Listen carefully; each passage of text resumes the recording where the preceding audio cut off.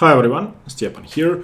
In this video I'm going to cover Black's attempts to avoid the Jobava London system, and this is the last video in the series. I wasn't sure whether I should make it or not, but I think it's good to have all the sidelines in one place and all the deviations Black could try to go for in one place. And I'm going to show you when you can force the Jobava, when you basically have no choice but to play the opening Black chose, which is a few options only. So when you play the Jobava London system, you want to play the Jobava London system, and you're probably not comfortable entering mainline D4 openings or mainline E4 openings, especially if you're a D4 player, then playing the French or the Karo or something else may not be up your sleeve.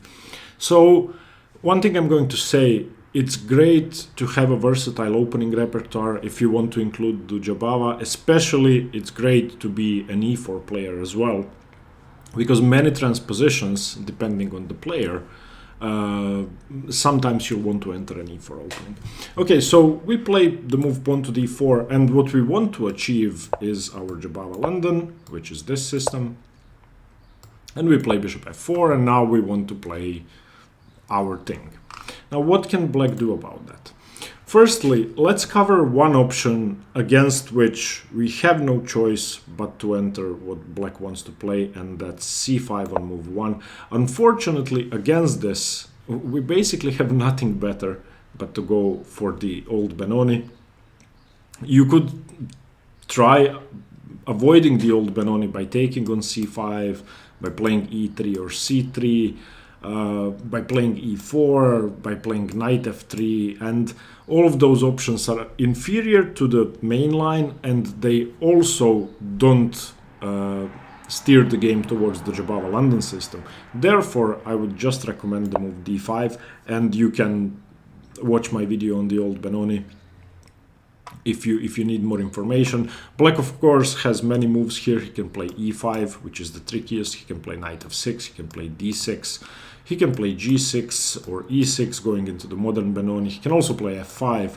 So there's a ton of theory here, so watch the video on the old Benoni. Unfortunately, there is absolutely nothing a Jobava London player can do about c5. So just deal with it. If you want to play the Jobava London system, you have to be prepared for this.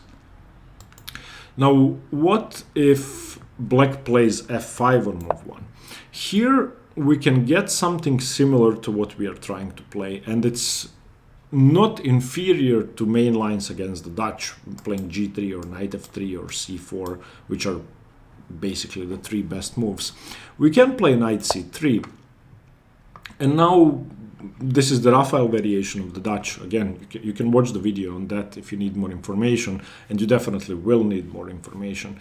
Black has two main moves here, either d5 or knight f6, and against both we can play our system. It's not going to be identical to what we usually play, but you're going to be more comfortable playing this than going into the main line Raphael.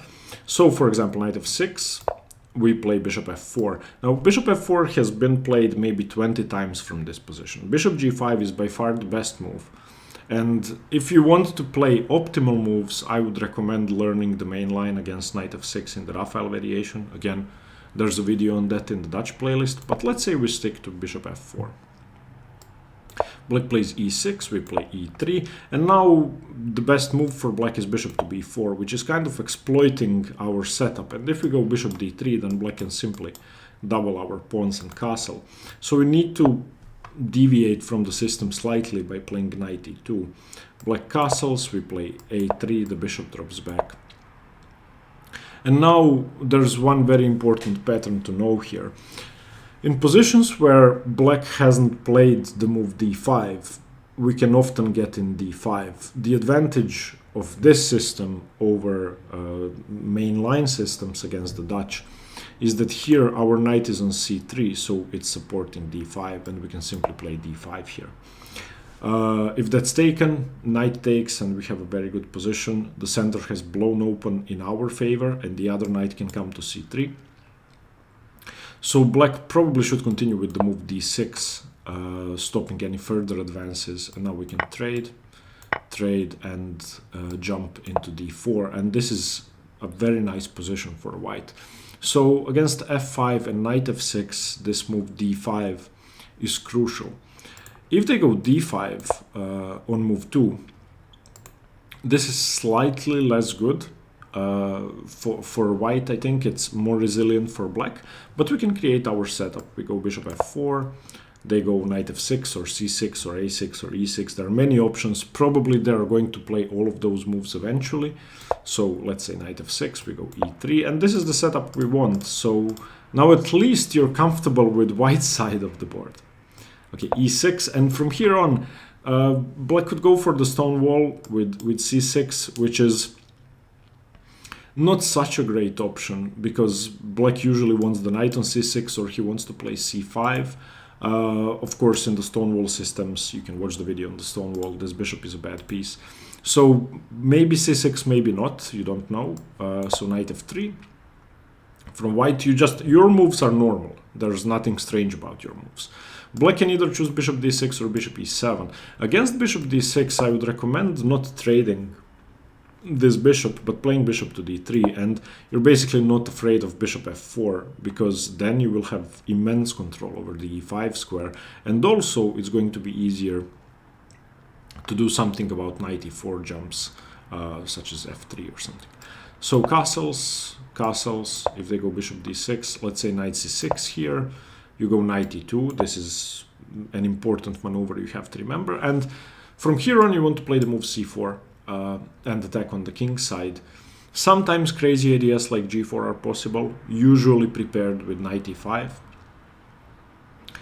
And if they don't go bishop d6, excuse me, not here. If they go bishop e7 instead, then you do the same thing. Bishop d3, black castles, you castle.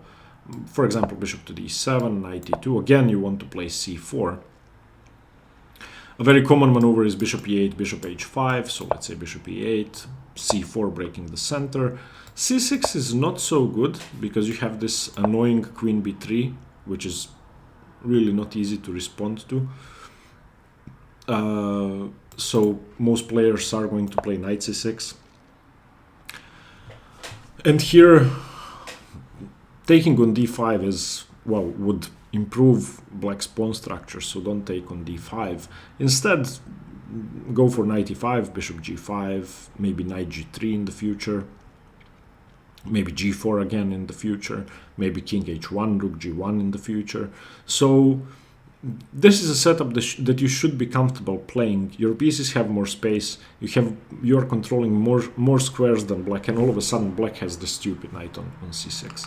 So if they go f5 on move 1, that's just something you have to deal with. Again, if you want to play the mainline Raphael variation of the Dutch, watch the video on that. I would recommend it, but if you want to stick to this one system, then you can do what I just showed you.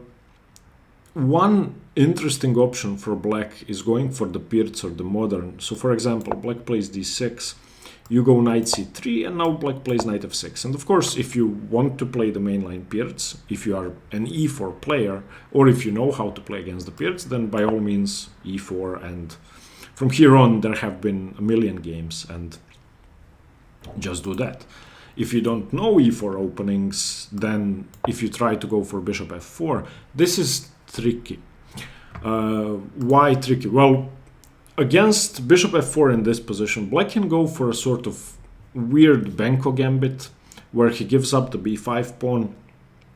You have no way to avoid it if you go bishop f4. So I'm going to show you the system black should be playing. So knight bd7, you go knight f3, going for your normal setup, and now c5, trying to break your center. In this position, if e3 is played, which can be played, then black manages to trade off this pawn for this pawn, which is not a good trade-off. Later on, if you try to castle queenside, for example, takes. If you try to castle queenside, then there will be rook c8 and rook takes c3 ideas. e5 is coming also, and your center will be broken to bits. So against c5, the best move by far is d5, and this is the optimal way to play. However, in this position, black has the Benko idea of b5, and you have to take it. once you take it, queen a5, knight c3, and rook b8. And black is slightly worse, but it's not really clear why. After rook b2, e4, now we are in the normal Benko / Benoni type of position, maybe queen c1, rook b7, or rook b8, and a4. Black has great play on the queen side. This bishop is coming to g7, and you can see that this is not comfortable. This is not a great way for white to play. I think this is very tricky. So you're not playing the Jobava London system because black simply doesn't allow it. You're not playing an opening you're comfortable with, most probably because nobody could be comfortable with this. So against d6, I really would recommend going for the mainline Pirc. And as I said in the intro video, the Jobava London system is not a simple opening. It's usually played either by very lazy players that don't know any theory, or by grandmasters that know everything, so they will have no issue transposing into stuff like this. Okay, if they go d5 on move 1, and we continue with our move knight c3, which is normal, then black has several options. So the first option we have to cover is the invitation to the Karo-Kann. What if they go c6?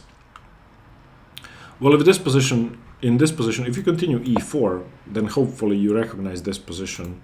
Mainline Karo-Kann, d4, knight e4, bishop f5, or d4, knight e4, knight f6, or d4, knight e4, knight d7.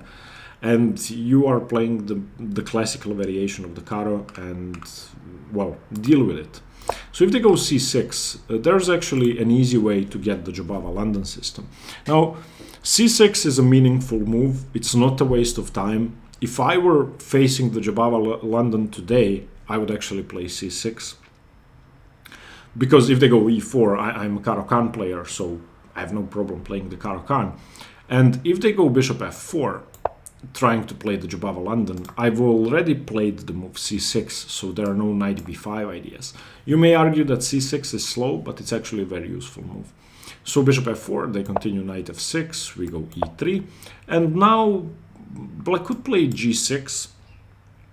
Against this I would recommend the immediate h4, but far more common is bishop f5, and against this we know what to do. You can watch the video in the Jobava London series about what to do against bishop f5 setups. The fact that c6 has been played doesn't really matter. You still go f3, e6, g4, bishop g6, h4, and now one of these two moves is possible. So against the invitation to the Karo-Kann, we have no issue with that. You can just play your normal stuff. The next thing I would like to cover is the invitation to the French.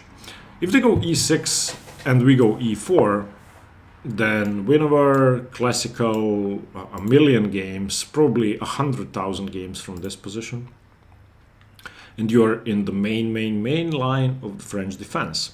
So if they go e6 and you are not an e4 player that plays knight c3 against the French, like me, I play knight d2 against the French. So I would never go e4 here because I have no idea what to do. And this is actually in my only tournament game in the Jobava, my opponent plays the French defense against e4, and I was really concerned about this. So I'd prepared for this. And I was going to go for the Jobava London setup with bishop f4. Now, there's a slight downside to this compared to other systems. The bishop is already open, so black has the very annoying option to play bishop d6 straight away. If they go knight f6 and you go e3 and they go bishop d6 here, you are now in the d5 knight f6 e6 line that I covered in the previous video. You can see it in the series. This is easy for black to play, easy for white to play. Black usually equalizes, but let's face it, you put a knight on c3, so what more do you want? But the most annoying is bishop d6 straight away. And now, putting the bishop back is a bad move. You're just wasting too much time. Playing e3 in such a flexible position for black wouldn't really be good, because here, and the immediate c5 just has to be good, so black would break your center. So against bishop d6, it's actually just best to take. And this position is perfectly equal, unfortunately, and there's nothing we can do about that. Here, one game has been played, ended in a draw. Black took cd6. It's also possible to take with the queen. Regardless of how black recaptures, I believe that he is perfectly fine. But yeah, you play on from here. I mean, the game that ended in a draw went like this: e4, d4, knight e4, knight f6, bishop e5. And yeah, no issues for either side, really, unfortunately.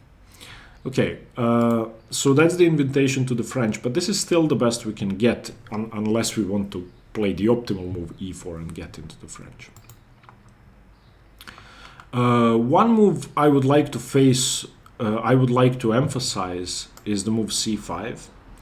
And c5 is probably the trickiest move you can be facing.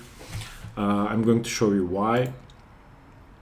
If they go c5 here, you have two options. You can play the Irish Gambit, which Grandmaster Simon Williams recommends against this, and that's the move e4. And this is basically the Albin counter gambit with a tempo up. So if this position was reversed, black wouldn't have a knight on c6, and we already have a knight on c3. So we are a tempo up compared to the normal Albin counter gambit. Unfortunately, this is a messy position. So I'll give you a choice. You can either do this, or you can do what I would do, and that's just go for the normal Jobava. In this position, there's only one logical move, and that's d4. If c d4, then queen d4, d4, queen d8, king d8. You can take on e4 straight away, bishop f5, bishop d3. And this is slightly better, because we have a 3-2 on the queen side. The black's king cannot castle. Other options, such as knight f6, also fail. We just take e d5, knight d5, knight f3, for example, knight c6, and bishop b5. And this is huge pressure on black. We have great development, all the pieces are on natural squares. So against the e4, black really should take. And unfortunately for us, we now have a messy position which is not clear at all. d5 is the only move to go for an advantage, knight f6. And now you can play bishop f4, but bishop g5 is way more common. Knight bd7, knight g2, you want to do this to recapture your pawn, h6, bishop e3, knight b6, triple attacking this guy, bishop takes c5, knight takes d5, knight takes, and this is just slightly better for black. Your pieces are awkward, you're still a pawn down. I mean, there are some aggressive ways to play this position, and there are ways for black to go wrong, but honestly, I don't think you should be doing that. But if you want to learn that, go ahead. So against c5, we don't have to go in for all of that crazy stuff for the Irish Gambit. We can just play bishop f4 and calm position. Calm position. If they take on d4, there's really no issue, because they still have to waste time on knight f6. This pawn is, or e6, this pawn is attacked. So there's no tempo gaining, takes, and knight c6, because we can just take. This is a thing in the Chigorin and the Albin, so this is fine. So against bishop f4, they can either transpose to the main line with knight f6, e3, and for this, watch the previous video in the series, and this is perfectly fine for white. I see no reason to play e4 if you can get this position, when most people are going to be playing knight f6 on move 3. And the other option is for black to go knight c6. Still, no issue, we play e3, cd, ed, and bishop f5, and now it's not easy to go for this pawn storm, which we saw 2 videos ago, but you can simply play bishop d3, and the position is fine. No issues here. Bishop d3, bishop takes d3, queen takes d3, maybe e6, knight f3, bishop d6. You can now go knight e2, knight f6, castles, and white should be slightly better here. You have a Carlsbad structure, and black is far off from going for any sort of minority attack. I like this position. I've played it a lot with both colors, actually, and I enjoy playing it. So I see no reason to go for e4. Okay, that was c5. If they go g6, trying to play a sort of Fianchetto system against the Jobava London system, you can go bishop f4 and watch the first video in the series for that position. But there's actually a better way to play, and I would recommend deviating from the normal system here. If they go g6, you can just get in e4. Use the fact that your knight has already been developed to c3 and just break the center. d4, knight e4, bishop g7, knight f3, knight f6. You can just take that, bishop takes, and just go c3. And your idea is you want to play bishop c4, queen b3, castle kingside, play rook e1, maybe knight g5, maybe knight e5, pressure here. This is a comfortable position. It's not really easy for black to develop because any bishop g4 is met with queen b3 anyway. So against g6 I would recommend this, and there should be no issues here. That being said, you can play bishop f4. It's not a bad move. And after bishop g7, you just go e3 and play the same thing. So if you don't want to learn, you can go for this and just go for h4 and boom. Okay, one more thing I would like to mention. If against knight c3 they go knight c6, trying to play the symmetrical Jobava London thing, then you go bishop f4, go for your own thing. If they go bishop f5, trying to copy you further, there's a very important thing you have to do here. Before we get into that, what if they play e6? If they play e6, you just go e3, and for some reason this knight is on c6 and this bishop is blocked. So you definitely have a small advantage here because your bishop is better than black's bishop. That's as simple as that. There's no pressure on c2. There's no knight b4. There is knight b5, however. So bishop f5 is definitely logical. And against bishop f5, you can play e3 and then f3 and then this, but the best move is e4. And this is very hard for black to meet.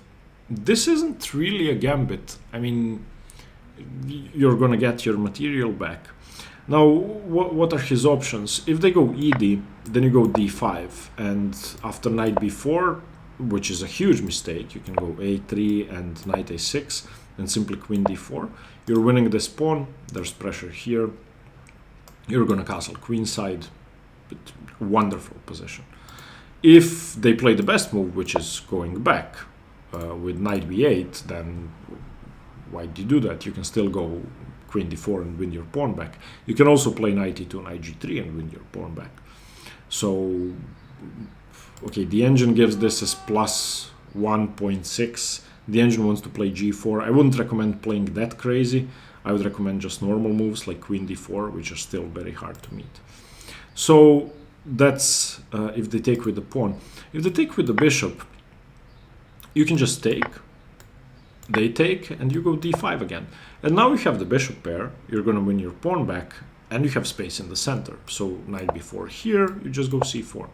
Everything's defended, everything's fine. This is a great position. I mean, I would just enjoy playing this. Of course, don't go queen d4 here, because you're going to lose your queen. So, to conclude, the only opening we definitely cannot avoid is the old Benoni, and unfortunately you have to play it. The other very tricky way to play for the Jobava London System player is f5, because now there's no avoiding the Raphael variation of the Dutch, and against knight f6 playing bishop f4 is definitely an inferior move. So if you want to play the Jobava London, I would recommend that you learn how to play against these two openings. The third opening I would highlight as crucial is pawn to d6, knight c3, knight f6. I would recommend playing the Pirc, playing against the Pirc. And if you want to go bishop f4, then be prepared for Benko/Benoni weird positions. So those three, you have to learn how to face. Anything other than that, you'll be playing something that we covered in the previous 3 videos. Okay, good luck. I hope you score well with the Jobava. If you have any questions, and I know this was complicated and a lot of stuff, just ask in the comments below. And stay tuned for more chess. See you later. Bye bye.